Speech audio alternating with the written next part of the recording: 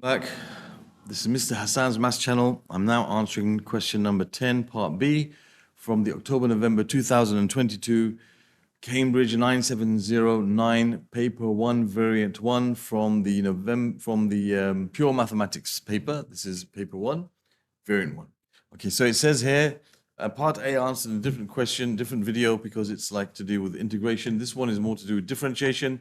So I'm going to save this under my playlist for differentiation as well as a playlist for this paper.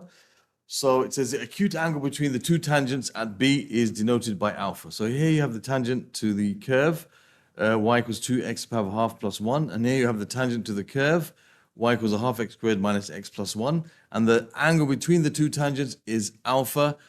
Okay, we have to find what that alpha is. So the first thing we got to deal with is, the tangents. We got something to do with the gradient. Okay, so we got to first deal with finding the gradient function for both of these functions and finding what the gradient of both of these functions are at B. So let's take the first equation, y equals 2x to the power of a half plus 1. Now, if you find dy dx, it's going to give you a half times 2, which is x, to the power of negative a half plus 0, which is the same as 1 over the square root of x. So at the point B, x equals 4. Therefore, the gradient of the tangent, so we can say the gradient of, let's call this curve 1, and call this curve 2. The gradient of curve 1 at B is equal to 1 over the square root of 4, which is a half. Okay, a half. And this is for curve 1. Now for curve 2, we have the equation y equals a half x to the power of 2 minus x plus 1. So we can say dy dx, the gradient function, you differentiate, so you multiply by the power. 2 times a half is just 1, x to the power of 1, so that gives you x minus 1. Okay, when you differentiate an x term, you're just left with the coefficient of that, which is going to be 1. Not going to be 0, it's going to be 1, because it's 1x here. So x minus 1. So then therefore, we can say that the grade at B, as we said, x equals 4. So we can say that the gradient of curve 2 at B is going to be equal to 4 minus 1, which is 3. Okay, so the gradient of the curve C1 at B is equal to a half. The gradient of curve 2 at B is equal to 3. Okay, both of these at B. So how do we understand to find the angle between the two curves? Well, what we do is, I'm just going to make a little diagram to illustrate. Okay, now supposing this is curve 1, okay, which has a gradient of a half, and this is curve 2, which has a gradient of 3. I'm going to draw like, this is the angle between them that we're trying to find. Now, if I was to draw one, or like a length along here, and along there, okay, then supposing, what we have to find is basically this angle. Now, the gradient of line 1, okay, is going to be given by, it's something to do with the rise over the run. Okay, so this would be 1 over 2. 1 over 2. Okay, in fact, I'm going to draw them kind of separately. That would be 1 over 2. Okay, and for line 2, it's going to be 3 over 1. So I'm going to draw another line here. Okay, so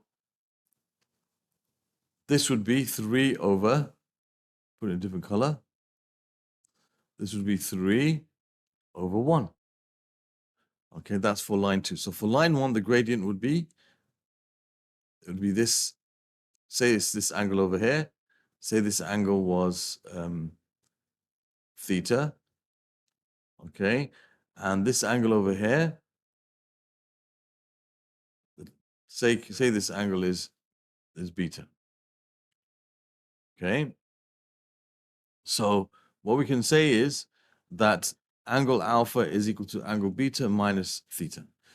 This whole angle minus that angle. Okay, so this whole angle here, as you can see, I've made these right angles. This whole angle here, we can say that the tangent of the whole thing, which we've called beta, beta, is equal to opposite over hypotenuse. So for the whole thing, it's going to be 3 over 1. Okay, so we can work out the angle beta. So the whole angle beta is going to be inverse tan of 3. This is the angle from there to there.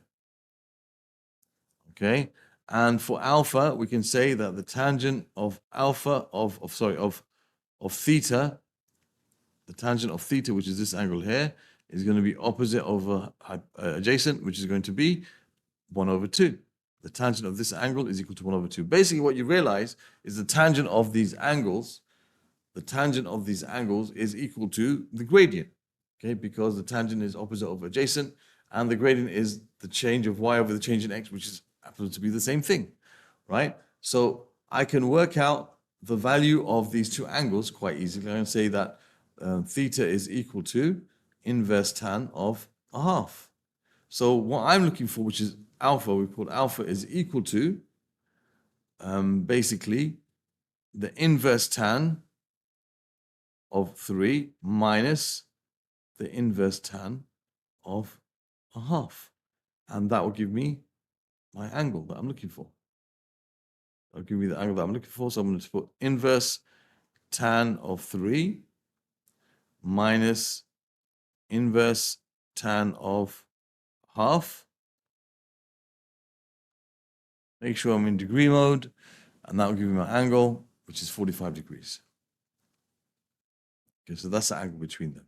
So if we draw it separately, it might be a bit more kind of clearer, just in case you're still not sure. So you've got for the first line, the gradient of the tangent, okay, the gradient of the tangent at B is 3 over 1. So I can draw a triangle here. We call this beta. This is 3 over 1. Okay, and this inverse tan of beta, that's the angle. And for the other one,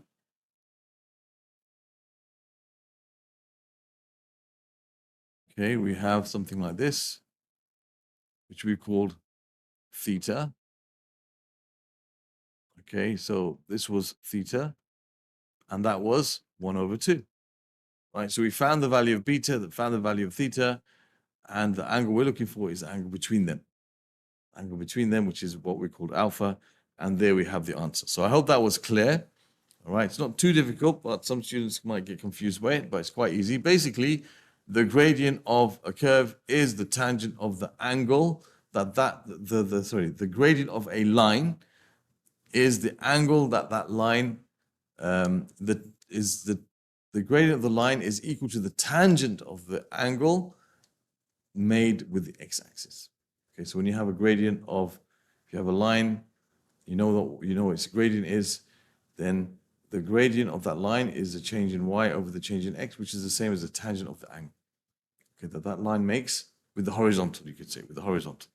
Okay, so there we have the answer to this question. Other questions from this particular paper can be found in the playlist that will appear over here. Other questions from differentiation from P1 of Cambridge can be found in the playlist over here. I'll also include here a playlist for differentiation from P1 and also from P2 of EdXL. And I'll link on the card over here to the video, which is explaining part A of this question. You can also find that from the playlist, which will be over there.